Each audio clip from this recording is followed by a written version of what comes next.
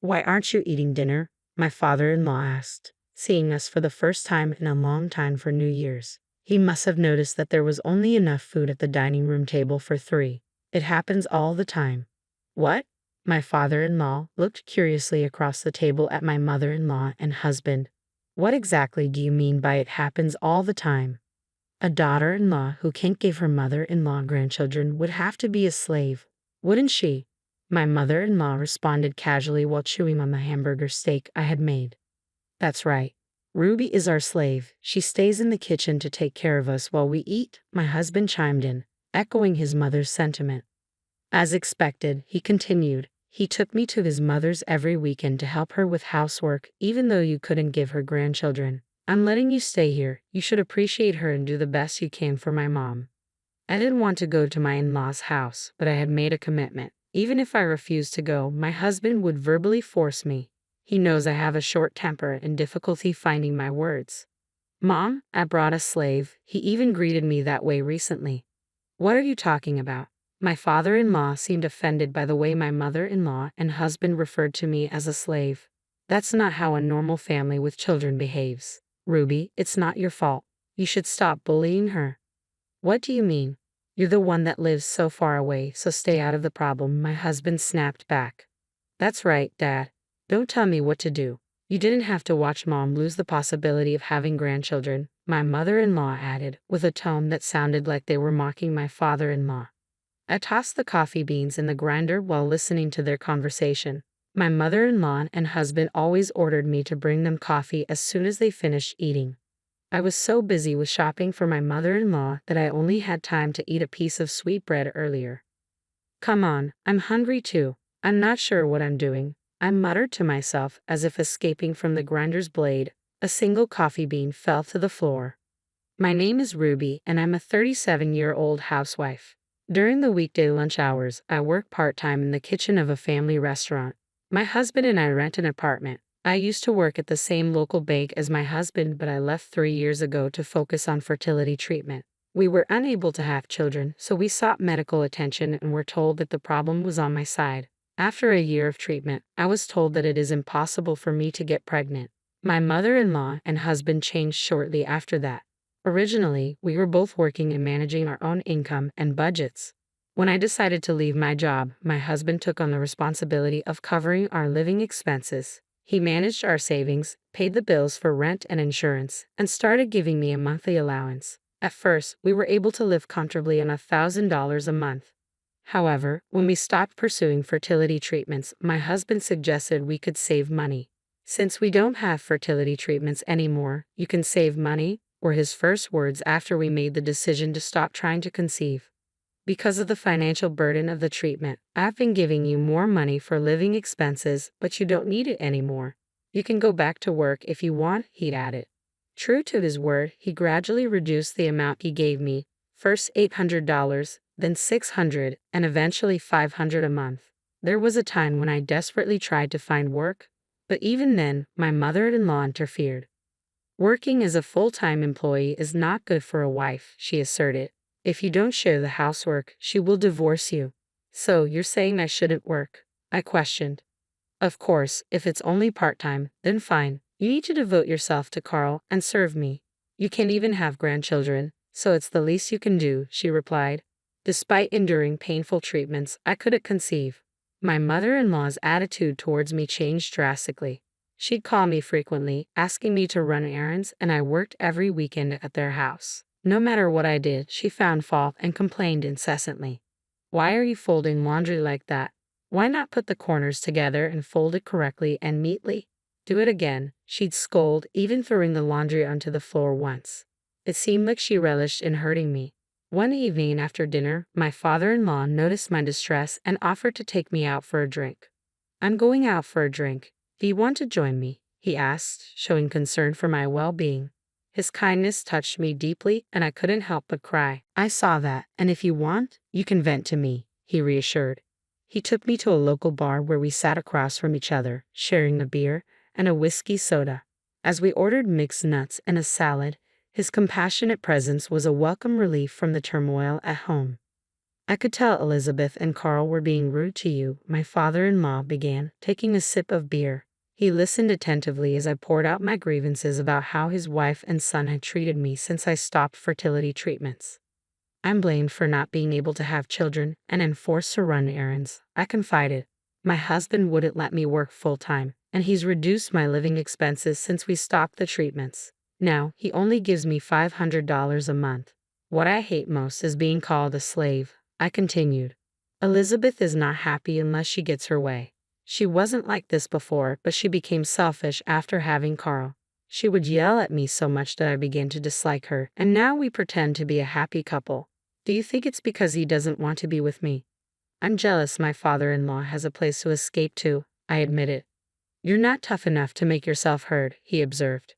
Yeah, but venting to you makes me feel better, I admitted gratefully. Good, that makes me happy, he said before we had one more beer and one more whiskey soda before leaving the restaurant. However, as soon as we arrived back home, the situation escalated. I'm back, I announced as I opened the door, only to find my mother-in-law and husband standing there. Dad, did you have a night out with my wife?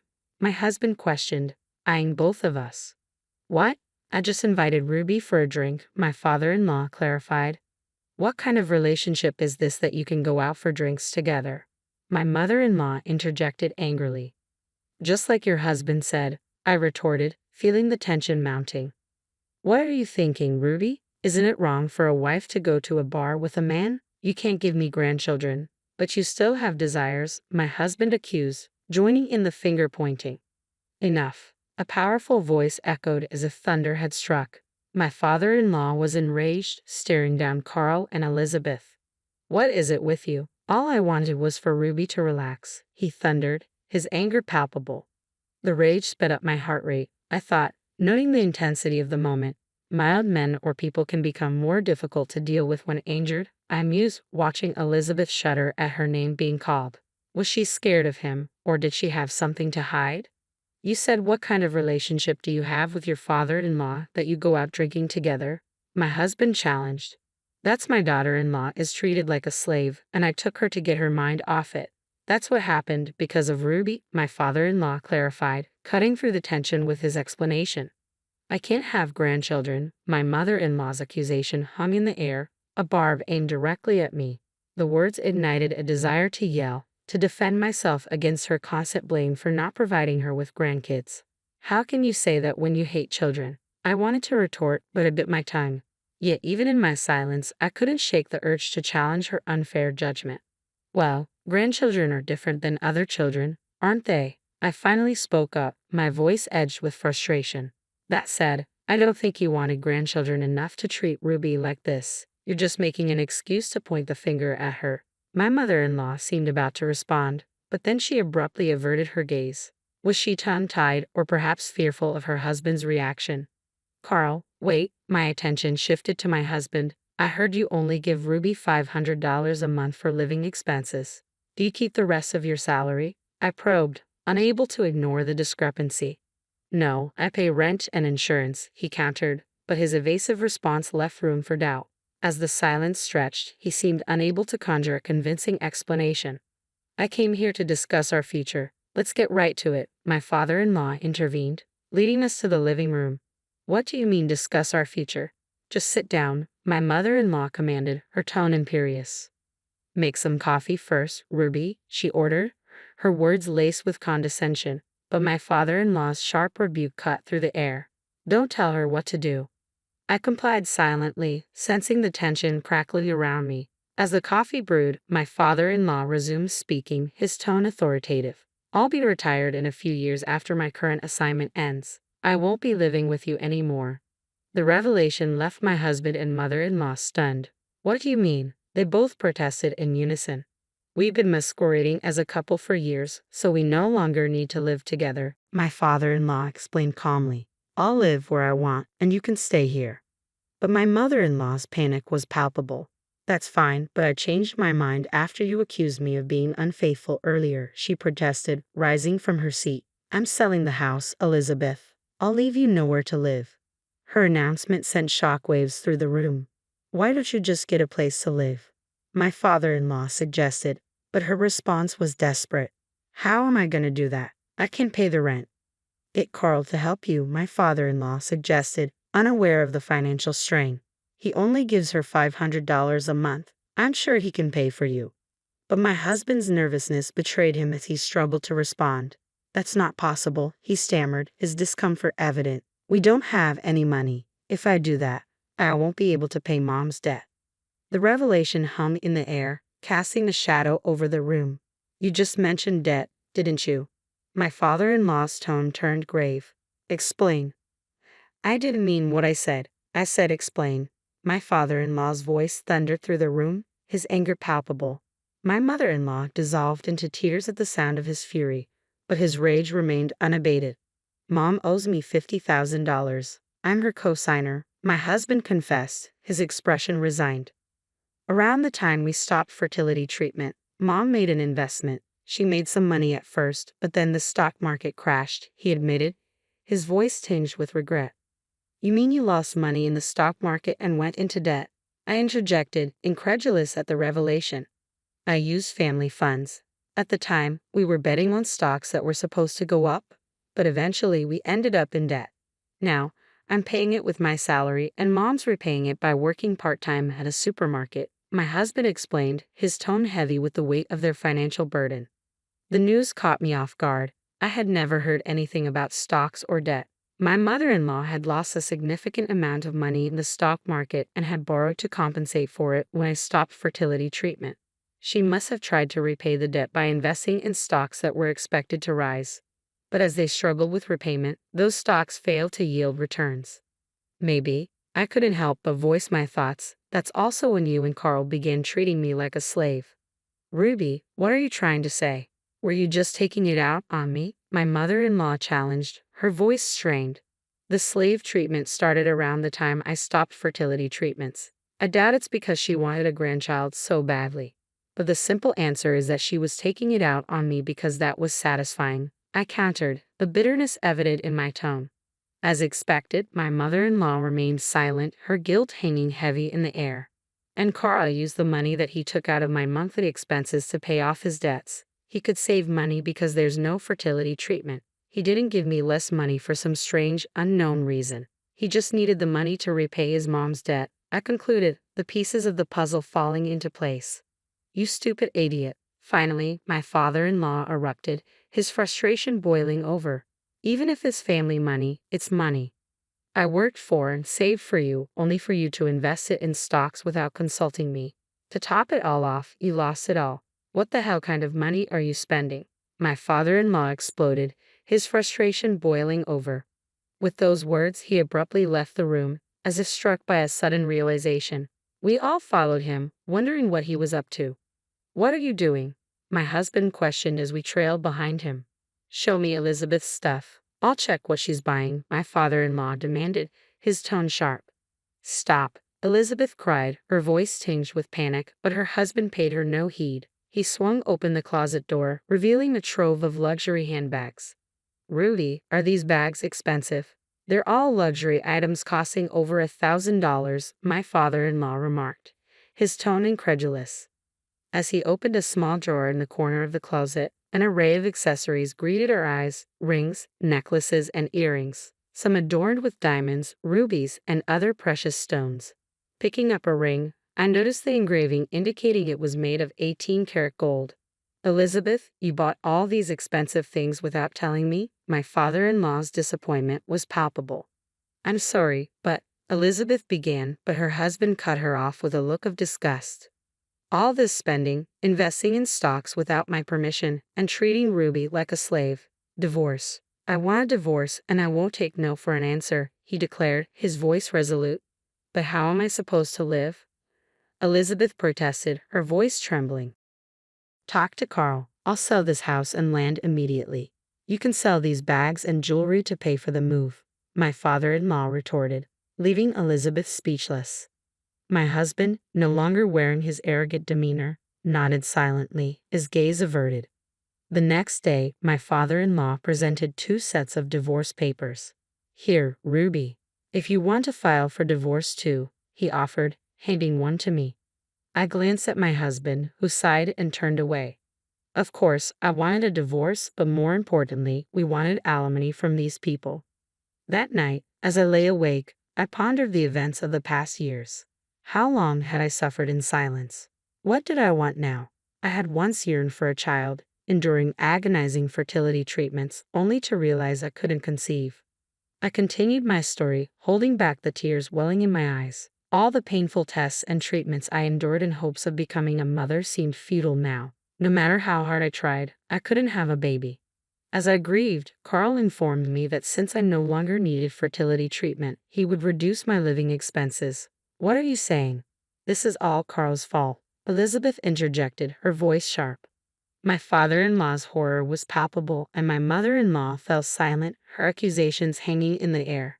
She had blamed me for not giving her a grandchild and then treated me like a slave. Do you know how hard it was for me? I demanded, my frustration boiling over.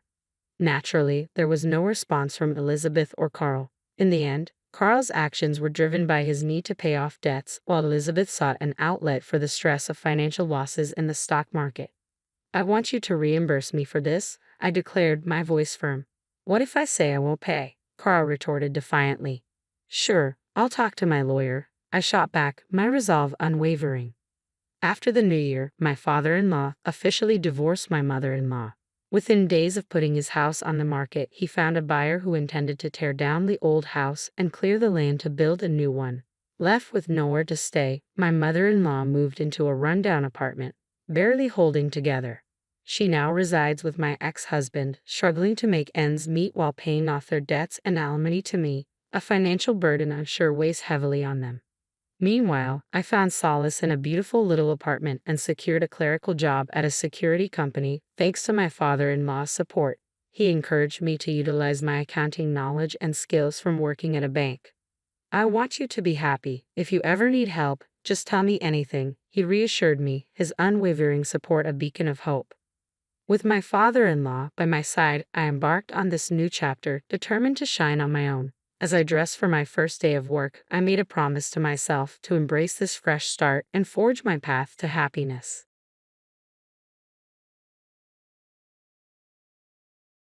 Come over right now and pick up the old woman we ejected from our house because we want nothing to do with her. About a month after my father's funeral, Jackson called unexpectedly. He had kicked my mother out and demanded that I take care of her from now on. I was stunned, unable to immediately grasp the situation. Are you kidding? You didn't actually kick my mom out of the house. Come see for yourself, I exclaimed, bewildered. Oh, and I let her take Dad's memorial tablet, Jackson added casually. I was taken aback. Why would you do something so heartless? Mom's just a burden now that we can't get Dad's inheritance. I have no use for Mom, Jackson retorted callously. She's just a poor burden, isn't she? I was shocked. It turned out that my late father had left behind debts, and after settling them, there was no inheritance left. Worse still, Jackson and his wife had been living in the family home all this time. It was outrageous. It's getting dark soon. If you don't come to pick her up, Mom will be sleeping on the streets, Jackson warned. How could you be so cruel? I'll never forgive you for this, Jackson, I shouted, but he hung up without a word. Subsequent calls went unanswered. When I finally reached my mother, she confirmed everything Jackson had said. Angry and worried, I had no choice but to drive over to where she was. I am Lily, a 27-year-old woman in a hurry. 3 years ago, I married Mason, who is the same age as me, and we've been living together since. At the beginning of our marriage, we lived with my parents in the family home. But 2 years ago, Jackson and his wife abruptly moved in, claiming our presence made the place crowded. My older brother Jackson, 8 years my senior, has always been selfish, but his marriage seems to have amplified that trait. Our family home, where I was born and raised, is a spacious mansion inherited from my grandfather, with extensive land. There should be no discomfort in living together. I was not satisfied with the situation and argued with Jackson, but my husband, who hates conflicts, urged us to leave. Around that time, my father was diagnosed with cirrhosis of the liver, which had already significantly worsened. I wanted to spend his last moments with him, but that didn't happen. The disease consumed my father rapidly, and he passed away a month ago. My heart ached, knowing that my mother must be in much more pain than I was to have my own brother treat us this way amidst all the fresh sorrow. It was pitiful. What would happen next was truly shocking. An hour later, when we arrived at our family home, my mom was sitting desolate on a suitcase in the garden. The front door was locked. Jackson, she said, had taken her keys, using my set of keys. I opened the door and entered with my mom. Jackson and Olivia were sprawled on the sofa, nonchalantly watching TV. "Is this some kind of joke?" I demanded. "How did you get in?" "I used my key to open the front door. Isn't it obvious?" Jackson replied dismissively. "Slipped my mind. Leave your key, take the old lady, and go." "This isn't funny. How can you be watching TV after kicking your own mother out of the house?" I retorted. "Besides, if the house remained even after Dad's debts were paid off, Mom has a right to live here." "Huh? What are you talking about?" Jackson scoffed, infuriated by his dismissive attitude. I stood in front of the TV. "Mom has a right to inherit this house. If you can't live with her, you should be the one to leave," I insisted. "Shut up. This house is mine. Dad gave it to me when he was alive," Jackson snapped back. "Don't act smart without knowing anything." "What do you mean? There's no way Dad gave this house to you before he died," I countered. Mom also looked puzzled, shaking her head in disbelief. Jackson smirked and got up from the sofa, bringing out an envelope from a room in the back. "Look at this." "What's this?" I asked, taking the envelope. Inside were documents proving the inheritance prepared by a judicial scribe, along with his real estate ownership certificate. He said that the property had been transferred to his name a month before Dad passed away, Jackson announced triumphantly. Mom and I were shocked as we looked at the documents. "Why would Dad do something like this?" I murmured, feeling a mix of confusion and betrayal. Asking a departed person didn't yield an answer. I sighed, looking at his picture. Why would Dad hand over the house to Jackson without discussing it with Mom? Jackson simply shrugged, a smug grin on his face. "I'm his favorite, of course," Jackson boasted. "I told him that Mom would take the house once he passed away, so he gave it to me while he was still alive." "That can't be. I can't believe it." "Open your eyes and face the reality," I exclaimed in disbelief. No matter how many times we checked the document, the property was in Jackson's name. "All this just for a house," my mom muttered in disbelief. "Is there no other inheritance? Nothing left for Mom?" "Be glad that the debts are cleared," Jackson retorted. "This can't be real. You're not just worrying about Mom. You realize there's no inheritance for you either, right?" The bank card he handed over contained only a few dollars. I wasn't after Dad's inheritance, but it was a shock to learn that he had left me nothing. "This is too cruel," I muttered, feeling a mix of frustration and sadness. To add insult to injury, Olivia was laughing heartily, seeing our dejection. "Now get lost, you poor people. You have no business here," she sneered. Jackson and Olivia forcibly drove us out of the house. "Ouch, that hurts," Mom cried out as she fell and scraped her palm when they pushed us out.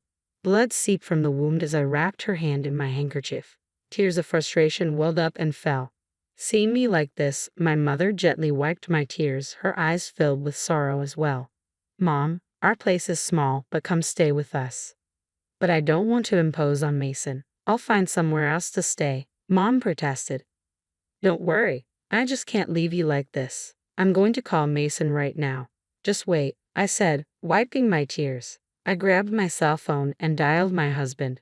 From the other end of the line, I heard Mason's voice. "Hello, Mason. I apologize for calling out of the blue, but my mom has been kicked out of her house," I explained to my surprised husband. He hummed in understanding, though he seemed a bit hesitant. I held my breath, waiting for Mason's response. "Our apartment is pretty cramped compared to Mom's house. It might not be the most comfortable," I cautioned. "Yeah, our place is tiny, but I don't mind. Bring your mom over. We've had times where we were taken care of at home too. In times of trouble, we should help each other out," Mason responded warmly. "Thank you so much," I replied gratefully. My husband is a kind man with a big heart. He could never leave someone in need. Quickly, we took Mom to our apartment, and from that day on, we lived together. However, living with 3 people in our small apartment was certainly cramped. We didn't have enough savings to buy a house yet, but moving to a slightly larger place might be good. "I feel bad for your mom in this small space," Mason admitted as we searched for properties on the computer. After a while, my mom's cell phone rang. She hung up and said something we never could have imagined. "Why don't we live in my Highlands condominium?" she suggested. "Wait, what Highlands condominium?" I asked, taken aback. My mother began to explain, much to our surprise. Apparently, my grandfather, who was a wealthy man, was quite a spendthrift and spent all the money he made in a day. In order to deal with his constant borrowing, my grandmother had no choice but to sell off their farmland to make ends meet. According to my mom, my father was also a big spender, but we didn't have any assets other than the house we lived in. So, I was really worried about our future. That's why I invested in real estate with the money. I was taken aback when my mom revealed that in addition to the Highland condominium, she was also managing an apartment building and had made a significant amount of money from her real estate investments. My husband and I were absolutely stunned. "I can't even comprehend this. It's too amazing," I murmured. "I'm sorry I didn't tell you. Anyway, I just got a call from the management company that there's a vacancy in the Highland condominium. We can move in next month. What do you think?" Mom asked. There was no reason to refuse such a generous offer, especially since the Highland condominium had 3 bedrooms, a living room, a dining room, and a kitchen, located just a 5-minute walk from the station. It was much more comfortable than our current situation. "Thank you, Mom, but we may only be able to pay as much rent as we are for the apartment," I said, feeling hesitant. "You don't need to worry about that. We have to do this properly, even if we're family," Mom insisted. "Oh, I need to tell the landlord that we're moving out." As we beamed with joy, time flew by as we busied ourselves preparing to move into our new home.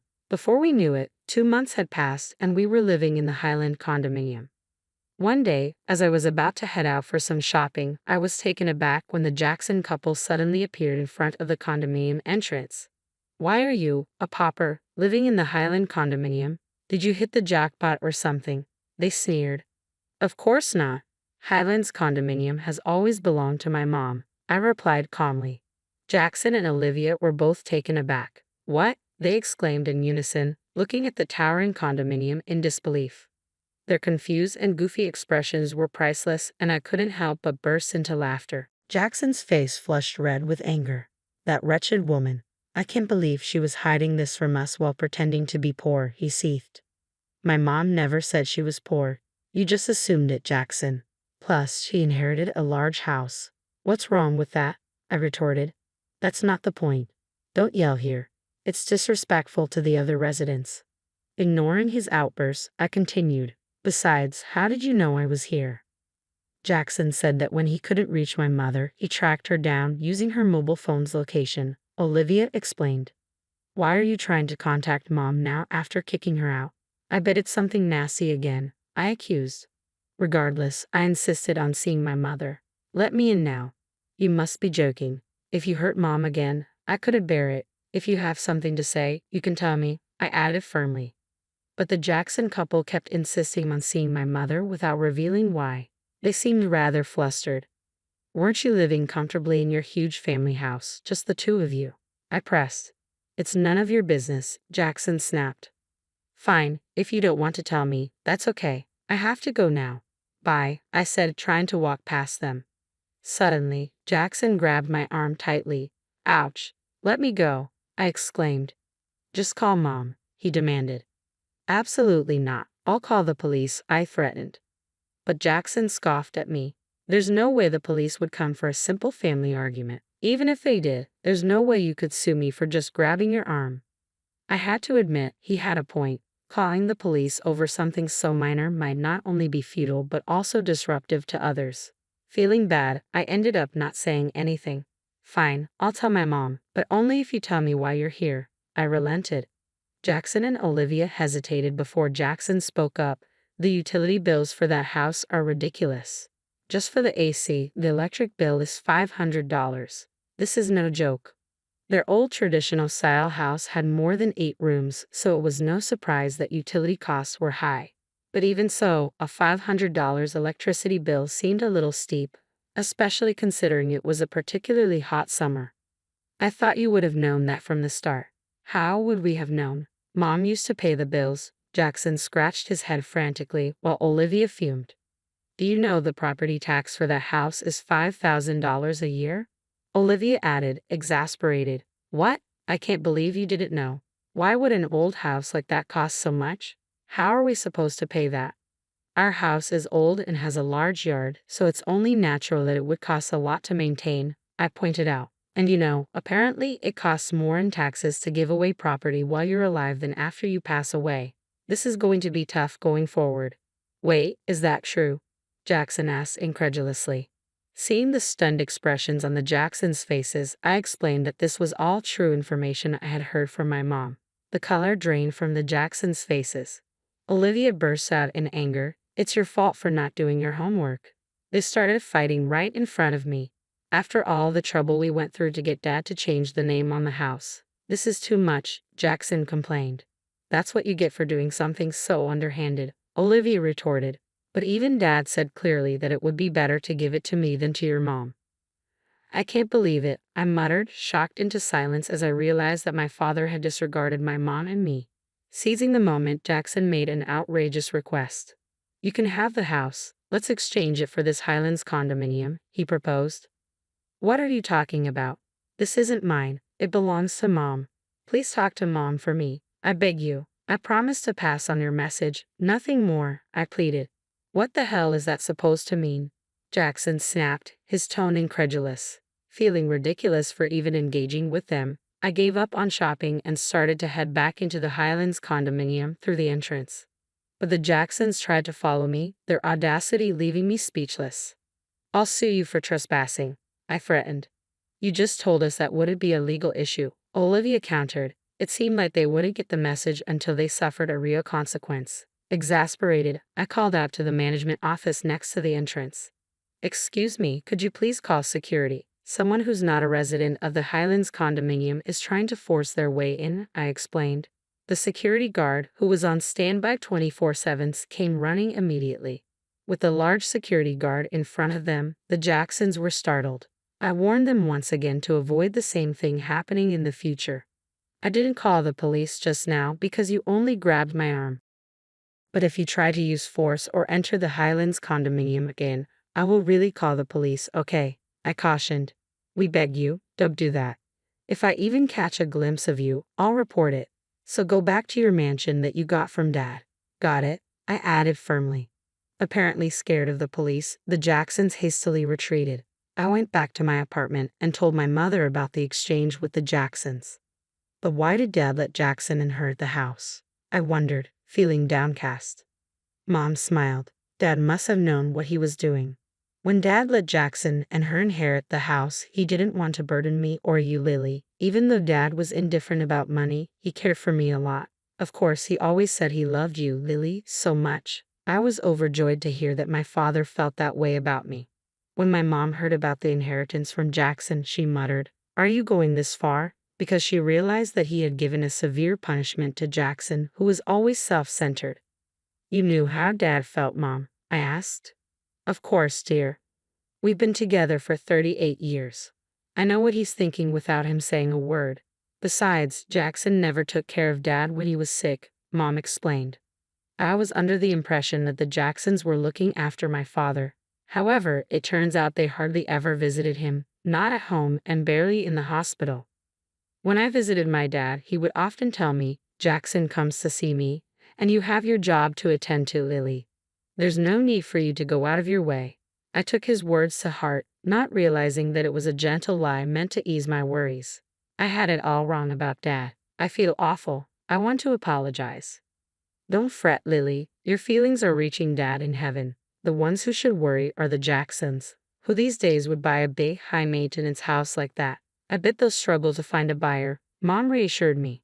The truth in my mom's previously mischievous, lethal words became evident after a while. The Jacksons, unable to maintain the house on their own, put it up for sale, but couldn't find a buyer. They continued to live in it even a year later. In the midst of all this, Olivia accidentally started a grease fire while cooking chicken in the house. It quickly burned down, and since they didn't have money for fire insurance, their life is going to get even tougher. Well, while I understand their predicament, it doesn't concern me, I remarked. Apparently, the Jacksons are now camping out in the burned-down remains of their house. Living in the Highlands condominium is absolutely fantastic, and I can only feel gratitude toward my mother. I've been paying my mom rent every month, but it seems she's been saving it all to ensure we won't face hardship in the future. Every day is filled with peace and happiness as I live with my incredible mother and kind husband. As I visited my father's grave, I vowed to him that I would continue to repay my mother's kindness.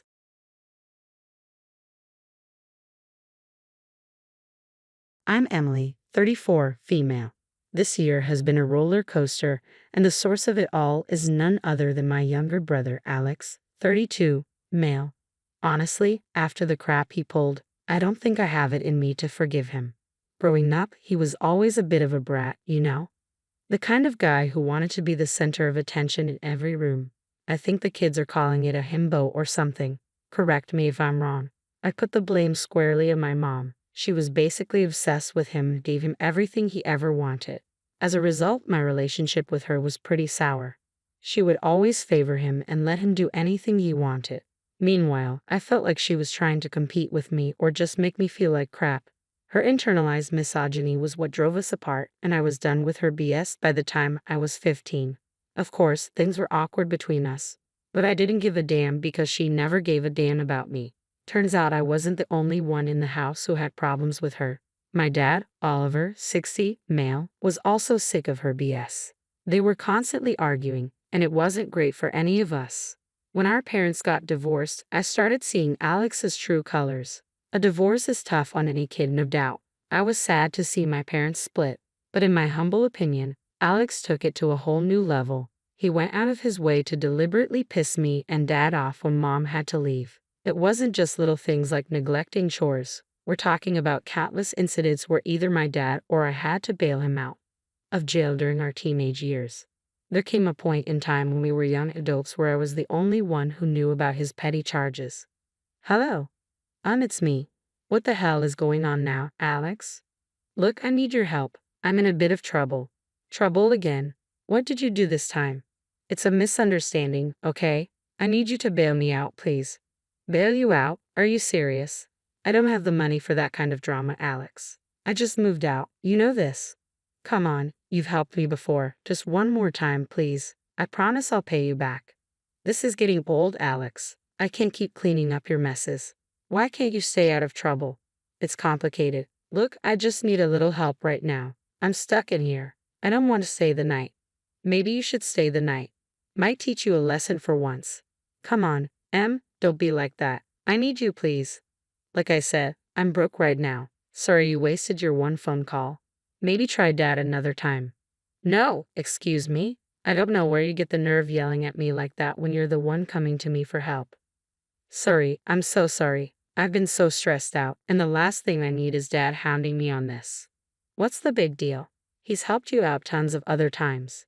Yeah, well, he sat me down not long after you moved out and told me that if he had to bail me out one more time, he'd remove me from the business and the will. Yikes. I know, which is why he can't know about this. Please promise me you won't say anything to him. I seriously considered snitching on him at that moment.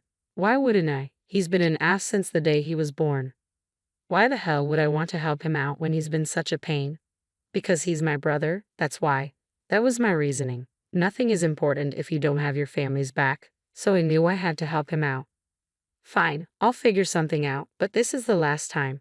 I mean it, and you better pay me back. Thank you, Em. You're a lifesaver. With interest. Don't worry, sis. When I take over the company, I'll be sure to give you as much money as you want. You're pushing it, buddy. Thanks once again. Em, I owe you one. At this rate, you owe me at least 10.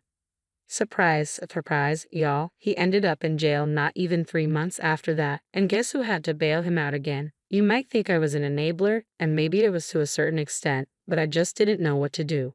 Could you blame me? I was like 21 and dumb, but not as dumb as he was, obviously. It was a roller coaster of being pissed off, having hope that things would change, and being let down and then being pissed off all over again.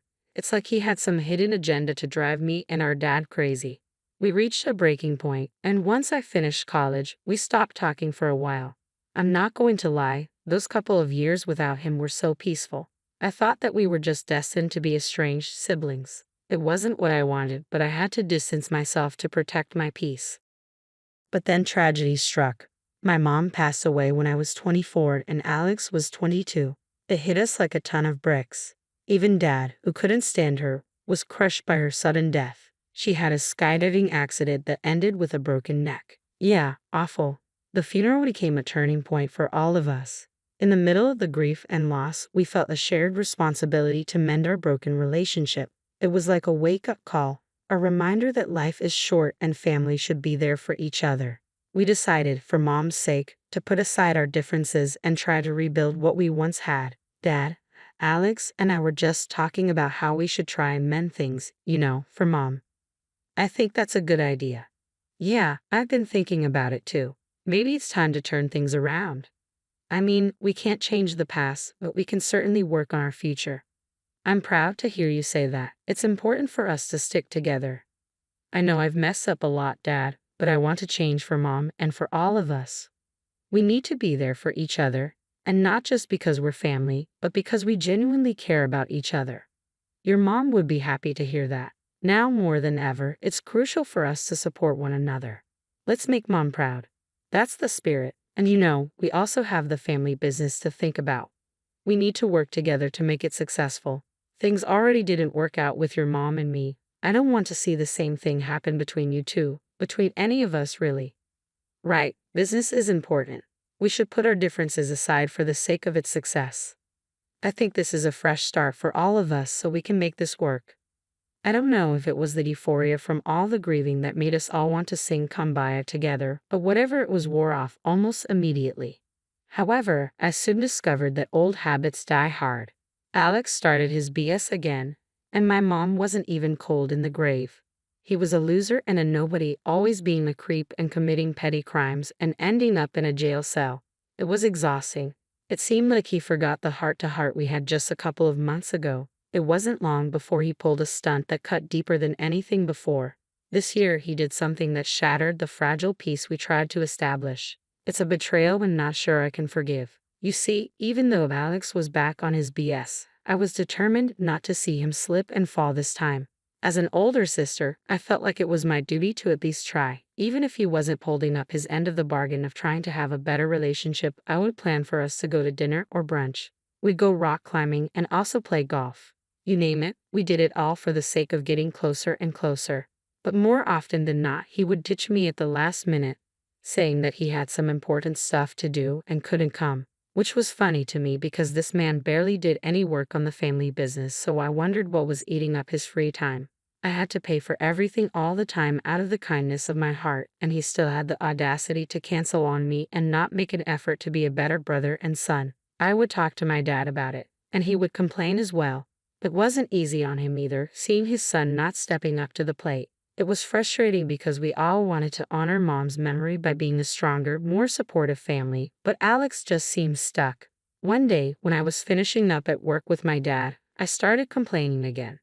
Dad, I can't believe Alex canceled on me again. It's like he doesn't care about trying to be a better person or a better brother. I know, Emily, it's frustrating for me too. I've tried talking to him, but it seems like he's stuck in his ways. I'm just tired of making an effort when he doesn't seem to care. I want us to be a stronger family. Did he forget what we talked about when Mom died? Kiddo, you can try your hardest to change someone, but it will never work.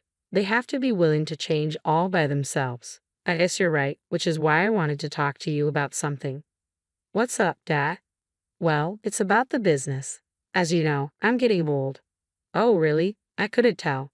Don't be an ass. Anyways, I'm getting old and I can't keep working. I've been thinking a lot about the family business. Wait, are you about to give me the keys to this place? Wasn't this meant to be split between Alex and me? I want to see it in good hands, Emily. I've seen your dedication and hard work. You've got the skills, and I believe you could take it to new heights. Dad, I appreciate the vote of confidence, but what about Alex? Shouldn't he be a part of this too? I mean, I know he's a screw-up, but Emily, I've given Alex many chances. It's clear he's not interested in stepping up. I need someone I can trust to lead the business into the future. Dad, I'm honored, but this is a lot. I never expected this. You've earned it, Emily. Your commitment to the family, your responsibility, it hasn't gone unnoticed. I want you to take the reins. It's just, it feels like Alex is being left out. Emily, I love both of you, but I need to be realistic. I can't force him to change. I can only hope he finds his way. This way at least the business is secure, and you can continue our family legacy. It sounds awful to say as a parent, but I've done the best I can with that boy, and he's a grown man now. So he can make his own decisions and I can make mine. That's why I want you to be the sole inheritor of this place. I understand, Dad. It's really tough seeing him like this. Even tougher trying to deal with the crap you're telling me. I just hope he won't take the news too hard. I do too, sweetheart, but right now, we need to focus on what we can control, and that's making sure the business thrives. I know you can do it. Dad deciding I'd take over the family business was like a dream come true for me. I always wanted to run things, you know? But breaking the news to Alex needed finesse, so I figured a hiking trip might set the tone. We used to love hiking when we were kids, so I thought, why not? The day arrived, and things seemed chill. Alex was surprisingly in a good mood, and for a moment, I thought, hey, this might go well. We were hiking for about an hour or so before I decided to sit him down on one of the rocks and tell him the tea. Hey, Alex, let's stop for a second. We need to talk. Yeah, what's up? Dad's been doing a lot of thinking, and he's decided to pass the business over to me. Instead of cheering me on, he got all worked up, accusing me of stealing his spotlight, which is crazy because did he honestly think that he would be in charge when he's landing in jail like every other day? I'm there trying to share good news, and he's turning it into a drama fest. The hiking trip meant for bonding became this heated argument, and it was getting worse. What? You're kidding, right? That's supposed to be mine. Look, I get it's a shock, but Dad thinks I'm more suited to run things. It's nothing personal. More suited? That's BS. You two think you're so high and mighty. If Mom was here, she wouldn't stand for this crap. Do you even know about running a business? More than you. Oh, is that so? Well, good luck trying to run a business as a woman. You're going to take everything that Dad has worked hard for.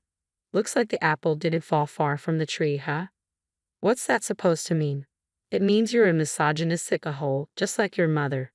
I can't believe I came on this stupid bonding hike with you. You've always taken everything away from me, and now this. Why does Dad think that you would do a better job? I've been working alongside him for years, Alex. I know the ropes. I know how everything functions and how everything works. I don't care. It's not fair. I've been wanting this for ages. We continued bickering, oblivious to the hiking group passing by. It didn't matter to us. Our family drama was on full display as we were left behind by the other hikers. Alex suddenly took things to a dangerous level. He said, I don't care what you two think. I'm getting that business one way or another.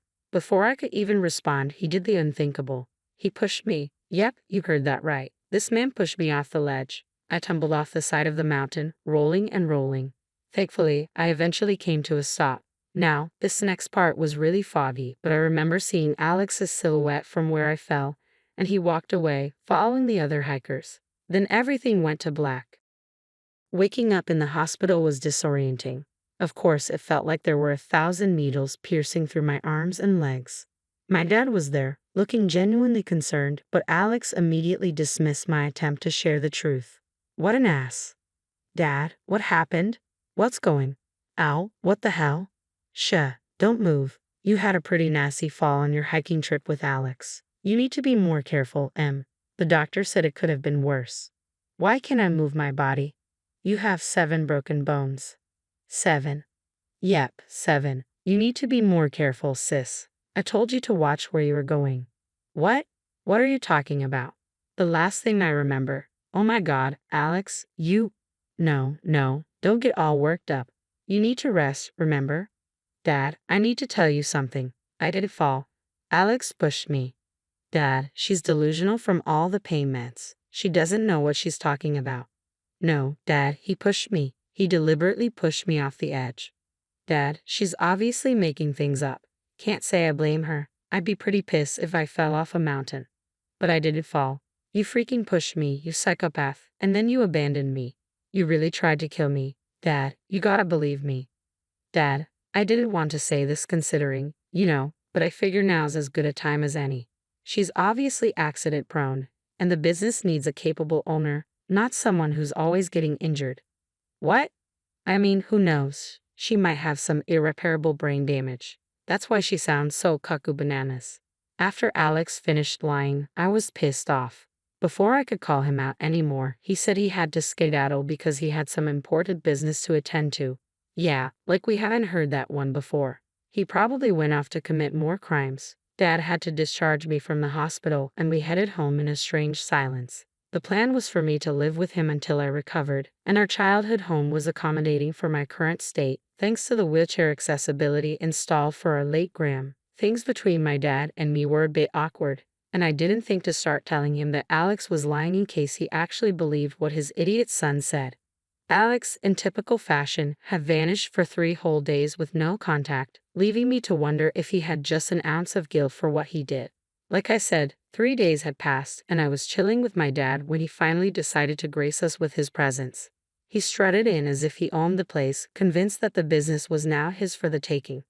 But the tables were about to turn. My dad, with a heavy heart, dropped a bombshell that left Alex in shock. Oliver stood firm as Alex swaggered into the house, misplaced confidence written all over his face. His eyes darted between me and Dad, expecting to find the triumphant atmosphere he had envisioned. Well, look who's back. I hope you're ready to hand over what's rightfully mine, Emily. Rightfully yours? You pushed me off a cliff, Alex. You're lucky Dad isn't pressing charges. When are you going to stop with the lies, Emily? Alex, I've heard enough. You're not taking over and you're not welcome here anymore. I loved seeing Alex's jaw hit the floor when he realized his plans had blown up.